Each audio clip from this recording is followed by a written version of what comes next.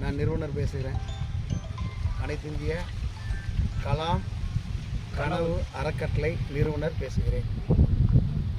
2025ஆம் ஆண்டு 25 மரக்கன்றுகளை நடும் விழாவிற்கு மாண்புமிகு அரூர் சட்டமன்ற உறுப்பினர் அவர்கள் துவக்கி வைத்தார். அதே சமயம் நமது வேளாண்மை புரொஃபசர் டாக்டர் வினோத் சார் அவர்களும் டிஎம் செந்தில் அவர்களும் இந்த நிகழ்ச்சியை துவக்கி வைத்துள்ளார்கள்.